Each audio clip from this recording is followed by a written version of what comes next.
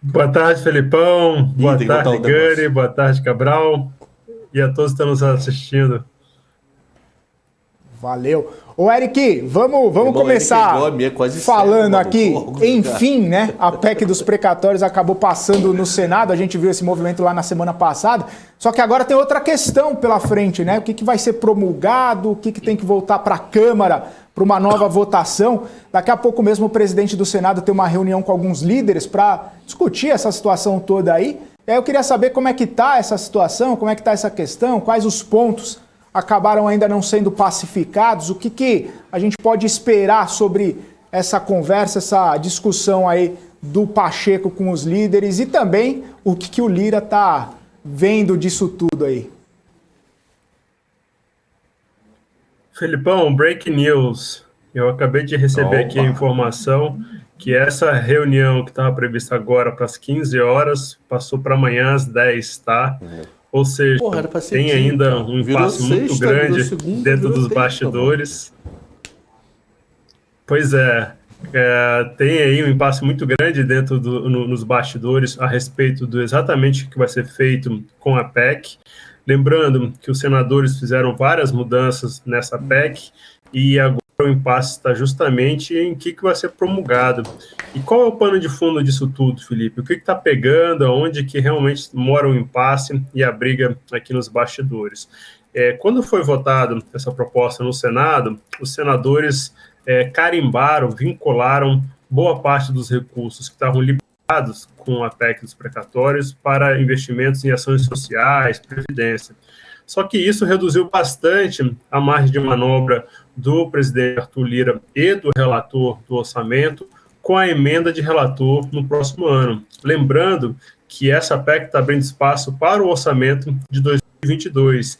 E lembrando ainda que quem vai coordenar a emenda de relator em 2022 é um deputado que é o Hugo Leal, que é o relator do orçamento que está sendo montado nesta semana. Então, quando teve essa votação no Senado, engessou demais o orçamento e o Arthur Lira perdeu um pouco dessa margem de manobra com a emenda de relator, porque todos os recursos ficaram carimbados, todos os recursos ficaram praticamente vinculados para questões sociais. E aí está essa briga nos bastidores, porque como isso foi inserido no Senado, o Lira pode votar fatiadamente, mandando o que os senadores modificaram ser votado apenas em 2022. Mas, no final das contas, a peça-chave desse puzzle, Felipe, é o seguinte: quem vai definir o que vai ser promulgado é o Pacheco, presidente do Senado e presidente do Congresso Nacional. Então, neste exato momento, ainda não tem uma definição de qual vai ser o desfecho, e até essa reunião, que estava prevista agora para as 15 horas, foi reagendada para amanhã às 10, o que vai dar margem para muita negociação até amanhã de manhã. Mas alguém viu algo que é em comum? Eu estava lendo o broadcast e disse que não tem nada em comum, nada, zero. Tem sim, Cabral. Aquela parte que muda a regra do teto de gasto, que mudou aquela regra do IPCA de janeiro a dezembro, isso é comum, tá? Isso não foi mudado, não. E esse pedaço abre um espaço de 62 bilhões para o ano que vem. E lembrando que só o auxílio emergencial, com esse ticket médio que está sendo colocado de R$400, deve morder aí cerca de 51 bilhões do orçamento do ano que vem. E aí ficou de fora, que é onde também mora um pouco do impasse, os outros 40 bilhões são carimbados, os outros 40 bilhões que viriam da mudança que foi feita com relação à regra dos precatórios. Inicialmente, os precatórios iam ser divididos até 2036, e o Senado, então, puxou para 2026. Então, aí também tem um impasse em torno da proposta. Mas os pontos comuns, entre eles, tem essa mudança da regra do teto de gasto, que abriria esse espaço de 60 e poucos bilhões. Ô, Eric, deixa eu te fazer uma pergunta. Vamos supor essa parte que voltou para a Câmara. A Câmara, ela só vai votar, né, passa ou não passa, ou ela também pode propor algumas modificações, inclusive, num cenário hipotético, a essa regra de atualização do IPCA. Isso é possível pelo menos do ponto de vista teórico, isso é possível? E aí, nesse caso, voltaria para o Senado novamente? Ficaria esse ping-pong? Eu fiz essa pergunta, Gani, semana passada para um técnico do Senado, justamente porque estava vendo bastante ruído em torno dessa questão, do que já era consenso e do que é consenso. A gente está falando aí da mudança do teto de gastos com base no IPCA. Teoricamente, tem espaço, sim, para fazer mais ajustes, tá? Na política, sempre se dá um jeito de encontrar algumas brechas. Mas não é o que a gente sente hoje, Gani, dentro das discussões do Congresso. Essa parte de consenso, essa questão da mudança do teto de gastos, não vai se mexer mais ali, não há previsão de se mexer mais ali. Agora, a grande questão é justamente nessa outra parte que o Senado modificou. E o Lira hoje vive dentro desse embate para saber se ele encaminha, se vai ser promulgado, como vai ser promulgado e o que vai restar para a Câmara, porque o Arthur Lira tem dito publicamente do que as mudanças feitas pelos senadores vai ficar só para 2022. E no dia de hoje, Gani, já tem vários líderes dizendo o seguinte, se o Arthur Lira quiser, ele pode puxar tudo direto para o plenário e a gente encerra com esse debate, votando esses 2 pontos, o que é consenso e que foi inserido pelos senadores. Mas, dentro da sua pergunta, há ainda espaço para a Câmara mexer no que o Senado aprovou. E aí realmente viraria um ping-pong. As mudanças dos senadores seriam alteradas na Câmara, isso teria que voltar para o Senado e o Senado poderia fazer novas mudanças. Então, existe esse terceiro cenário do ping-pong, mas é um terceiro cenário muito ruim, porque isso empurraria cada vez mais o desfecho da PEC para o final do ano, a gente já está praticamente apagando as luzes, e isso impactaria, então, a questões orçamentárias e, logicamente, a liberação de emendas dos parlamentares. Então, a gente ainda vive esse impasse, há essa possibilidade do Arthur Lira encaminhar parte para as comissões, há esse segundo cenário do Arthur Lira votar tudo dentro do plenário, mas votar tudo dentro do plenário se choca com aquela primeira análise que eu trouxe para vocês, que é o seguinte: a Câmara está perdendo margem de manobra em cima da emenda de relator, porque tudo ficou carimbado. E a gente tem que lembrar que ano que vem, quem é o relator é um deputado, e ano que vem a gente tem uma eleição pela frente. Os caras querem ter margem de manobra para mexer com a emenda de relator em 2022. É aí que a gente vai viver as próximas horas de muito tensionamento aqui nos bastidores, Gani. Ô Eric, ainda nesse sentido aí das emendas do relator, você falou a respeito do carimbo sobre elas, né? Mas ainda tem aquela questão no STF, né? Ainda tem essa discussão, o Senado e a Câmara tinham falado lá que não era possível, né, fazer uma lista dos beneficiados e tudo mais. Aí agora já falou que pode fazer esse levantamento em 6 meses. Como que você está vendo essa situação aí, essa divergência toda, se vai dar para apresentar, se não vai dar para apresentar? A ministra Rosa Weber ali de olho, né, no que está acontecendo para saber se volta atrás da decisão, se mantém a decisão. Como que está essa questão aí em Brasília, ô Eric? Filipão, eu acho que na sua pergunta tem uma peça-chave, que é essa questão dos 6 meses, tá? O grande temor aqui dentro do Congresso, nessa reta final do ano, era abrir essa caixa preta das emendas de relator, e agora nessa reta final.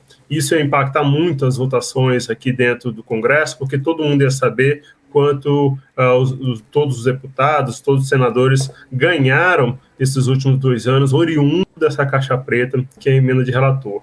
Como se jogou isso agora para 6 meses, Felipe, isso então, tá, daqui a 100 anos a gente ainda vai ver o resultado disso, mas é brincadeira à parte. O que pode acontecer daqui a 6 meses? Pode chegar no final desse prazo e dizer, opa, a gente não conseguiu levantar todos os dados, precisamos de mais 6 meses. E aí vai.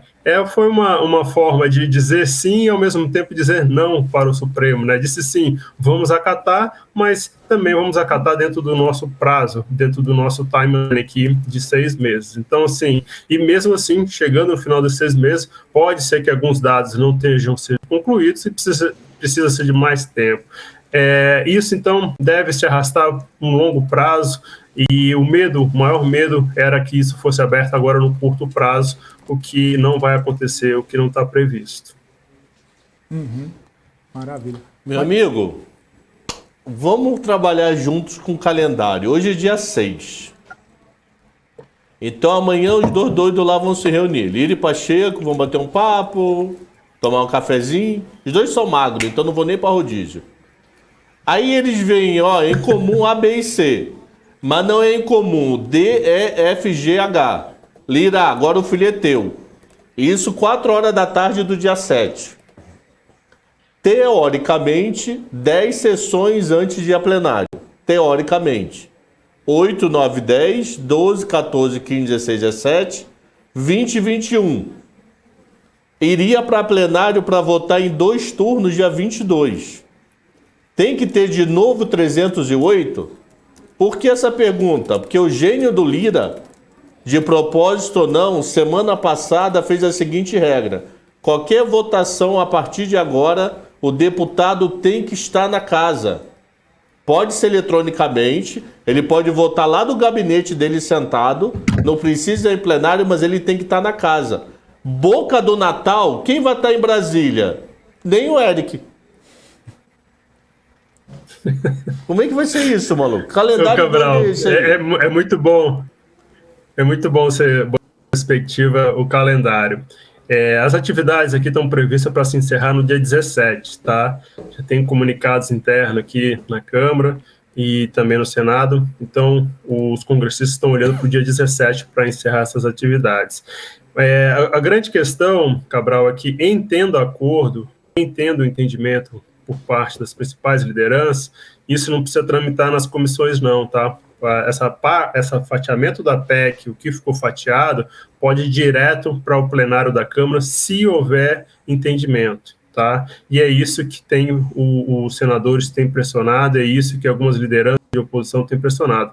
Mas, como eu disse para vocês, o que está em jogo, gente, é a manobra que o Arthur Lira está perdendo com a emenda de relator em 2022, porque dentro dessa votação tá a questão do carimbo, que eu falei para vocês, tá tudo carimbado lá dentro, e o Lira não quer que fique carimbado, para ele não é interessante que fique carimbado. Então, tem isso. Dentro desse calendário, Cabral, a gente tem que olhar também para o próprio orçamento. Hoje está tendo várias reuniões do relator do orçamento de 2022 com alguns deputados, mas deve ser uma conversa muito maluca, Cabral, porque ninguém sabe qual vai ser o desfecho da PEC, ninguém sabe, por não ter um desfecho da PEC, qual vai ser o espaço que a gente vai ter no orçamento. Então, essas conversas que estão tendo entre o relator do orçamento e algumas parlamentares hoje deve ser conversa só para bater papo mesmo, porque está tudo ainda muito solto. Então, a expectativa dos parlamentares é vencer essa etapa da PEC ainda nessa semana e na última semana, que ficaria da semana do dia 13 ao dia 17, votar o orçamento de 2022. É super apertado. Ih, travou. Travou o Eric. Eu ia falar para ele que se o bate-papo for 8 horas da noite, eles vão bater papo vendo Flamengo e Santos, né? Direto do Maraca. Ele falou o orçamento de qual data, essa última frase dele? Seria aprovada de 13 a... Só pedir para o pessoal avisar aqui, assim que o Eric retornar para bater um papo com a gente, mas eu perdi essa última data aí, viu, Gani? Acho que foi 13 a 17, na última semana. Então, pelo que eu entendi, seria aprovado num esforço concentrado a PEC e o orçamento. Lógico, para aprovar o orçamento precisa aprovar a PEC, né? O que está travando, né? E aí acaba sendo um na sequência do outro. Mas aí que tá, vai votar 8, 9, 10? Mesmas... Aí são aquelas sessões lá que o pessoal fica até de madrugada, aí parece que o pessoal trabalha pra caramba, né? Aí ganha hora extra. Vira noite. Aí o que acontece, Felipe? Quem chega primeiro para abrir o jornal, chega mais cedo para cobrir esse papo da madrugada, concorda? A gente já fica, nem dorme o Cabral, já fica direto, virado. Quem chega cedo aí para cobrir o jornal, aproveita, chega um pouco mais cedo. O Bacon Frito falou de 13 a 17. De 13 a 17. Nem você não? Você é um vagabundo mesmo. Depois você vai embora antes. Eu sou o segundo a chegar. Mas depende, né? Isso tudo tem a ver com questões salariais, né? Não, ali é outro patamar. Ali é outro patamar. Ali tem o Morales cartão é o da segundo empresa, a chegar. Carro da empresa. Geralmente Geralmente sou eu. Geralmente é o segundo. Entre o segundo e o terceiro, né, Morales? Mas Quem é o primeiro? Nunca. Primeiro É sou sempre eu. o segundo. Sempre. eu abro a lojinha aqui toda Abre manhã. a lojinha. É. 4h15 O Felipe da chega às 6 da manhã, vai embora às 8 da noite. Ah, mas é assim, né, Morales? Depois a gente, passa bem, né, a Felipe? gente gosta de trabalhar, depois passa bem. Obrigado. Ô, Morales, Ele voltou. Vou te derrubar só um pouquinho, porque o Eric voltou. novamente. Depois de você me sacanear, eu vou te derrubar um pouquinho aqui da nossa tela, só pra gente trazer o Eric de novo aqui pra conversa. Ô Eric, você estava falando aí sobre essas datas, sobre a aprovação, né? Vamos lá, resgata um pouquinho do raciocínio aí e conclui pra gente, por favor. Pois é, o Cabral me derrubou no meio do raciocínio aqui das datas, dos números. Mas, concluindo, a gente, então, em tese, teria essa semana para concluir todo esse debate da PEC, e aí a gente está falando de fatiamento, não fatiamento, e possível votação da PEC como um todo. E aí, Cabral, a gente teria ali do dia 13 ao dia 17 para votar o orçamento. Tá? É interesse dos congressistas as duas propostas, tá? A PEC, que abre espaço, e o orçamento, que define como esse espaço vai ser usado. Então, é interesse deles votarem isso. Mas, voltando até numa pergunta do Gani, em alguns programas anteriores, não tem problema se a votação do orçamento ficar para 2022, tá? A única coisa que vai começar a se chocar é a questão da liberação das emendas, lembrando que tem o fator eleição, impede que as emendas sejam executadas a partir 6 meses antes, né, das eleições. Então, é interesse do parlamentar ter tudo definido o quanto antes, mas se o orçamento for votado apenas em 2022, isso não é o fim do mundo. O Eric, vai. É o seguinte, eu sei que essa pergunta é difícil, é igual quando pergunta um câmbio para a gente, mas você acha que este é o cenário mais possível, realmente um esforço concentrado de ambas as casas, aprova a PEC logo em seguida o orçamento, ainda em 2021, por conta da convergência de interesse? Você acha que em termos probabilísticos essa é a maior probabilidade?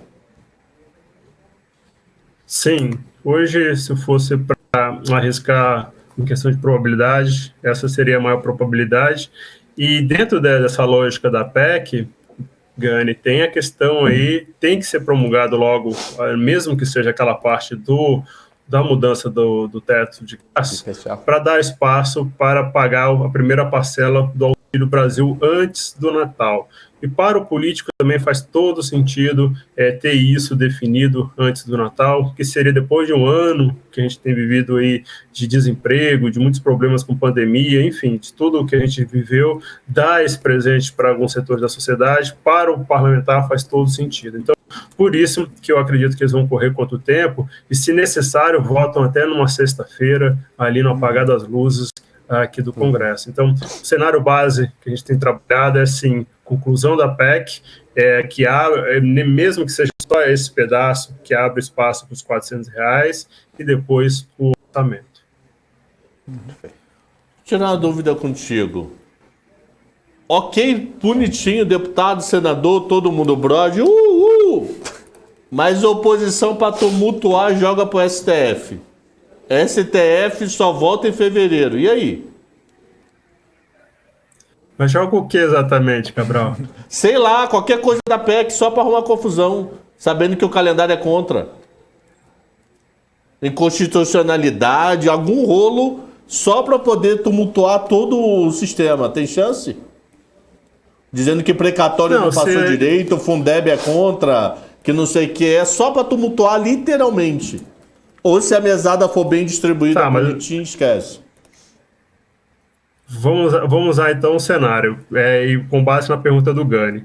A gente, utilizando o cenário de que o orçamento vai ser que a PEC e o orçamento vão ser aprovados esse ano. Se o Supremo julgar ano que vem, aí a gente vai ter que ver sobre o que, aonde e como. As coisas, a máquina já vai estar girando, a máquina orçamentária já vai estar girando. Entendeu?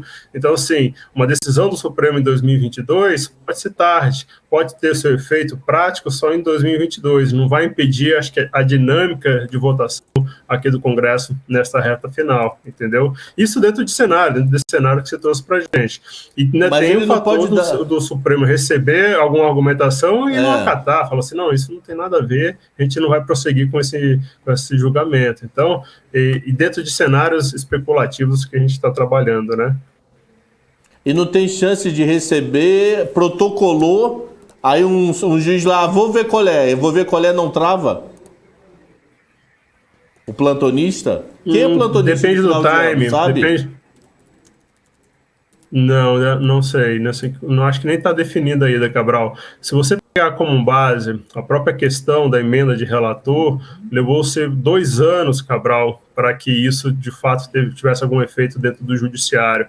Então, não sei se o judiciário teria tanta celeridade para responder qualquer questionamento agora sobre a PEC dos precatórios, entendeu? A gente vai ter que ver como é que vai ser a evolução disso. Eu acho que a resposta que o Congresso precisava dar na questão do orçamento já foi dada, que é abrir a caixa preta da emenda de relator, isso está sendo feito. Vai ter aí, então, também vai se jogar a luz na caixa preta de 2020 e 2021, mas daqui a 6 meses, de qualquer forma, é uma resposta do Congresso. Então, assim, neste aspecto de orçamento, o Congresso já respondeu ao Supremo, de certa forma, até a contento. Agora, o que pode vir depois, eu não sei se vai ter uma resposta tão imediata por parte do Supremo, Cabral. Eu acho que as coisas se arrastariam um pouquinho mais, tendo como base as últimas decisões do próprio Supremo no que se refere a esse tema. Isso pelo menos é bom, então. Então o Congresso não trava. Excelente isso. Congresso não... Judiciário não trava. A princípio, não. É muito difícil a gente ter certeza do que passa pelas cabeças dos ministros, né? Mas teoricamente não, tá? Isso é bom. Então, que eu tinha um desses medos se alguma oposição para tumultuar jogava para o Supremo só para arrumar confusão. Então, pelo menos menos um problema. Eu acho que não. Eu acho que não, Cabral, porque boa parte do texto que foi construída lá no Senado teve participação da oposição, tá? Inclusive aquela parte que trata de tirar o Fundef do teto de gastos, isso foi construído junto com a oposição. Então, não sei se a oposição iria esticar a corda dentro desse debate da PEC dos precatórios. Ok. Ô Eric, só para a gente encerrar aqui pelo horário, eu comecei essa edição aqui do BMC Market falando um pouco sobre isso.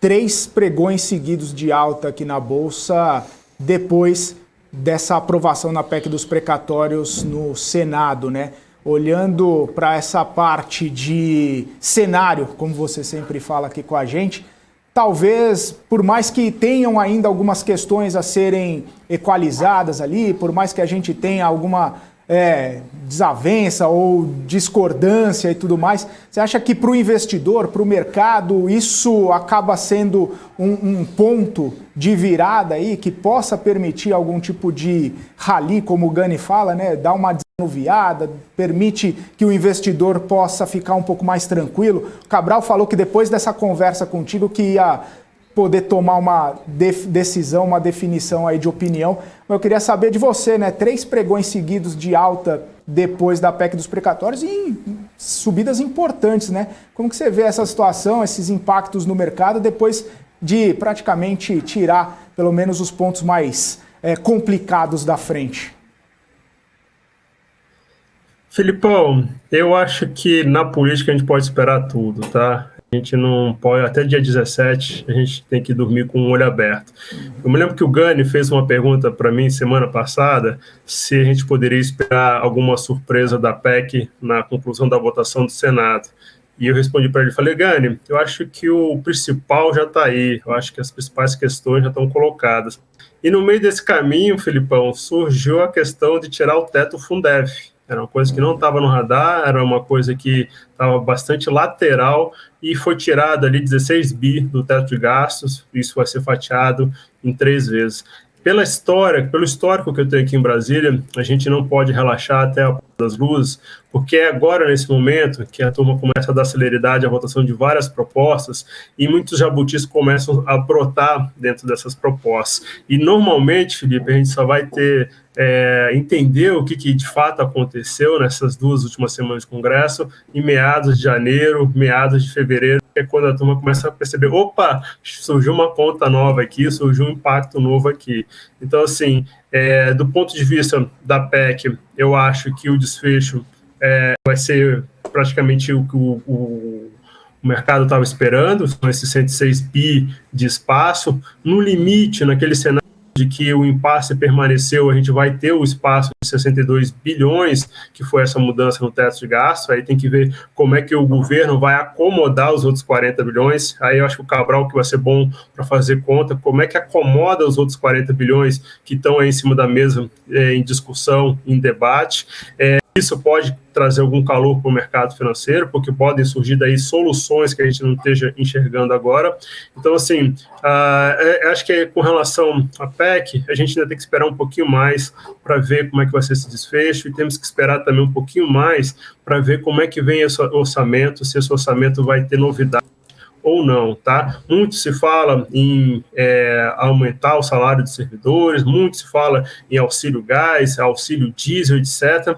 Então, temos que ficar atentos, porque na reta final, esses auxílios, esses benefícios podem ter aqui dentro do Congresso alguma manobra orçamentária para tentar encaixá-los, que hoje não estão sendo discutidos abertamente. Então, deixo vocês desse ponto de alerta. E com relação à agenda da semana, é importante a gente trazer para vocês também que tem vários temas que vão ser acompanhados pelo mercado financeiro. Um deles é o Refis. Possivelmente, a proposta que trata do Refis pode ser na terça ou na quarta-feira na Câmara dos Deputados.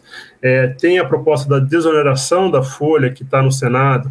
Isso também pode ser votado na terça ou quarta-feira aqui no Senado. E tem um outro tema, Felipe, para quem olha questões setoriais, que é Eletrobras.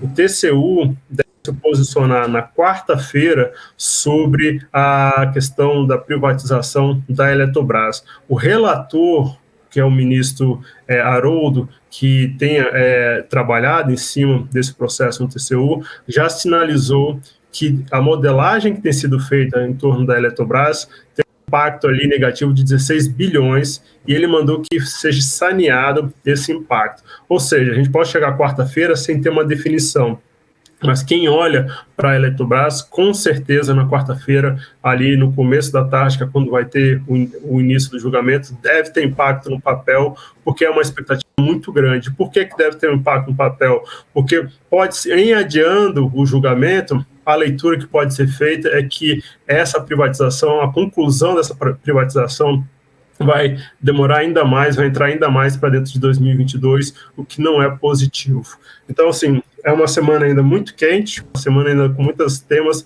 para a gente acompanhar, com possibilidade de volatilidade aí no mercado. Maravilha, então.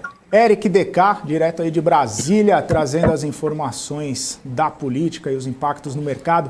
Obrigado, Eric. Valeu mais uma vez pela participação aqui com a gente. E seguimos juntos até semana que vem aí. Um abraço para você. Obrigado, Felipão. Obrigado, Gani e Cabral pelas perguntas, e a todos que têm nos acompanhado. Uma boa semana, um forte abraço.